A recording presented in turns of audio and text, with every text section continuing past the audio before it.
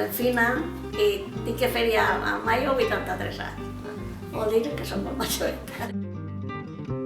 La televisió ha fet que la gent se quedara en casa.